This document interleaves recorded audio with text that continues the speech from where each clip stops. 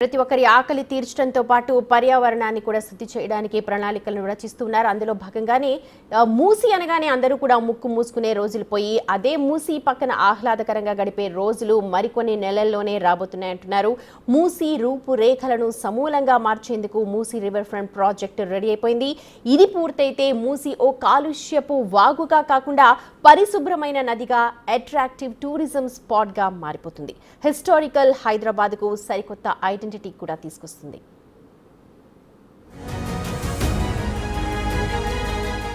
కొన్ని వేల సంవత్సరాల నుంచి కోట్ల జీవరాశులకు ప్రాణ నదిగా ఉన్న మూసీ నది తను ఈ హైదరాబాద్ నగర వాసులు కెమికల్ ఫ్యాక్టరీలు చేస్తున్న పనులతోటి తన ఉనికిని కోల్పోయింది. కానీ ఇప్పటి వరకు ఒక లెక్క, ఇప్పటి నుంచి మరో లెక్క.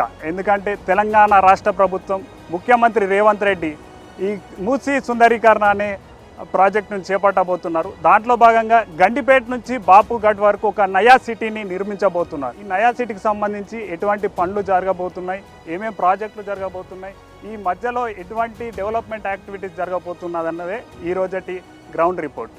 దశాబ్దాల క్రితం హైదరాబాదుకు జీవనాడిగా ప్రవహించిన మూసీ నది కాలక్రమంలో కాలుష్యంతో నిండిపోయి మునుపటి వైభవాన్ని కోల్పోయింది. కాలుష్యంతో కొట్టుమిట్టాడుతోన్న మూసీ నదికి పూర్వ వైభవం తెచ్చేందుకు కాంగ్రెస్ ప్రజా ప్రభుత్వం కంకణం కట్టుకుంది. మూసీ రివర్ ఫ్రంట్ ప్రాజెక్టుతో నదికి పునరుజ్జీవం కల్పించాలని ముఖ్యమంత్రి రేవంత్ రెడ్డి సంకల్పించారు. మూసీ చుట్టూ అధునాతన పార్కులు, వాకింగ్, సైక్లింగ్ ట్రాక్లు, నీటి కాలుష్యాన్ని నివారించే ఎస్టీపీలు నిర్మించనున్నారు.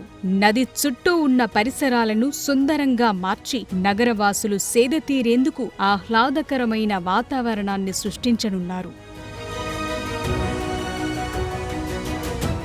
1908లో వచ్చిన మూసీ వరదలు హైదరాబాద్ని వణికించాయి. దాంతో వరదల నుంచి నగరాన్ని కాపాడేందుకు, ప్రజలకు తాగునీరు అందించేందుకు 1920లో ఉస్మాన్ సాగర్ ని నిర్మించారు. వికారాబాద్ జిల్లా అనంతగిరి కొండల్లో పుట్టిన మూసీ నది ముందుగా చేరుకునేది గండిపేట్కే.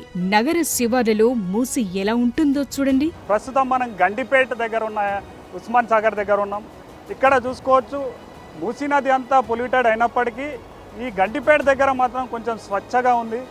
వాటర్ కూడా చాలా నీట్గా ఉన్నాయి.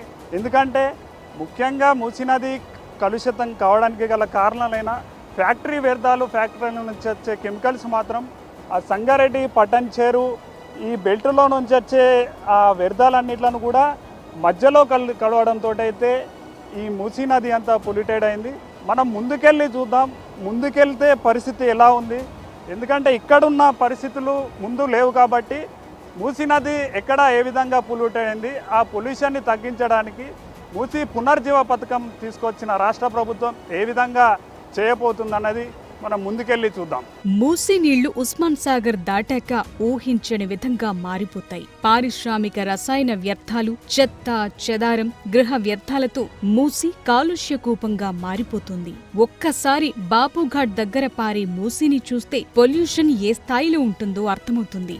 ఈ నదికి రెండు వైపులా కూడా మనం ఇక్కడ చూసుకోవచ్చు. నదికి రెండు వైపులా అభివృద్ధి పనుల్లో భాగంగా కొన్ని షాపింగ్ మాల్స్, ఇదంతా బఫర్ జోన్ కిందకి వస్తుంది కాబట్టి టెంపరీ షాపింగ్ మాల్స్, దాంతోపాటు వాకింగ్ ట్రాక్స్, ఏవైతే ఫ్యామిలీస్ తోటి వస్తారో దాంట్లో భాగంగా అంటే మూసీ పునర్జీవ పథకంలో భాగంగా ఇది మొదటి విడత.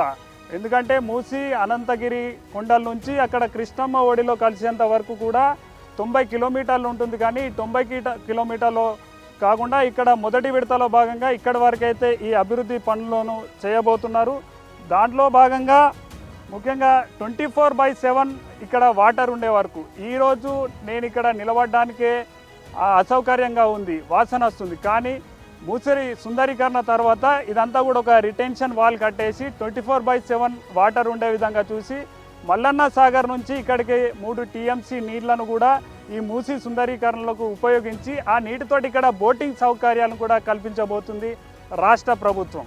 ఇలా ఉన్న మూసీ నదిని పునరుజ్జీవింపచేసేందుకు, నది రూపురేఖలు పూర్తిగా మార్చేందుకే తెలంగాణ ప్రభుత్వం Musi river front development project చేపట్టింది. ఇందులో భాగంగా కొత్వాల్గూడ దగ్గర గేట్వే ఆఫ్ హైదరాబాద్, బాపుఘాట్ దగ్గర గాంధీ సరోవర్ నిర్మించాలని ప్రభుత్వం ప్రతిపాదించింది. ఇక్కడ ప్రపంచంలోనే అతిపెద్ద మహాత్మాగాంధీ విగ్రహంతో పాటు గాంధీ సిద్ధాంతాలను ప్రోత్సహించే మ్యూజియంని ఏర్పాటు చేయనున్నారు. ఇందుకోసం రక్షణ శాఖ నుంచి రాష్ట్ర ప్రభుత్వం 250 ఎకరాల భూమి కావాలని కోరింది. అయితే కేంద్రం 100 ఎకరాలను బదిలీ చేసేందుకు అంగీకరించింది. మిగతా భూమి కోసం చర్చలు జరుపుతున్నారు. రివర్ ఫ్రంట్ డెవలప్మెంట్ లో భాగంగా మూసీ నదిని శుభ్రం చేయడంతో పాటు నది తీరం వెంబడి వాకింగ్ ట్రాక్లు, షాపింగ్ మాల్స్, యాంఫీ థియేటర్లు, ఎంటర్టైన్మెంట్ జోన్లు, ఇతర మౌలిక సదుపాయాలను అభివృద్ధి చేయనున్నారు. అప్పుడు మూసీ పరివాహక ప్రాంతమంతా ఓ హ్యాపెనింగ్ ప్లేస్ గా మారిపోతుంది. ఈ ప్రాజెక్టు కోసం ఆసియా డెవలప్మెంట్ బ్యాంకు నుంచి రుణం తీసుకునేందుకు కేంద్ర ప్రభుత్వం కూడా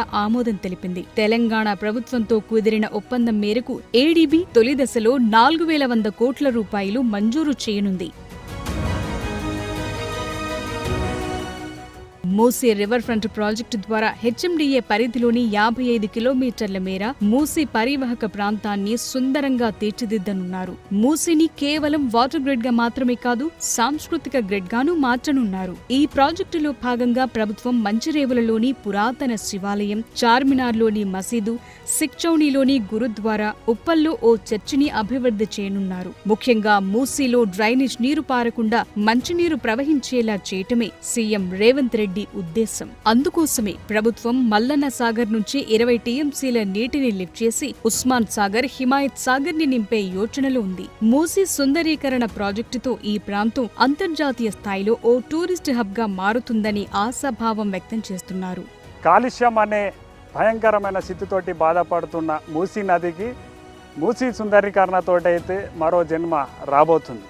డిసెంబర్ నుంచి ప్రారంభమవుతున్న పనులలో 24/7 కూడా వ్యాపార సంస్థలతో ఈ వ్యాపారాలు ఇక్కడ జరగడంతో ఇక్కడ ఉన్న యువత అందరికీ కూడా ఉపాధి లభించబోతుంది. దాంతోపాటు ఈ సుందరీకరణ జరిగినట్లయితే పర్యాటకులను ఆకర్షించి ఈ మూసీ పరివాహక ప్రాంతం అంతా కూడా మంచి పర్యాటక కేంద్రంగా మారబోతుంది. వీడియో జర్నలిస్టు వేణుతో మొగుల పాపన్న, బిగ్ టీవీ.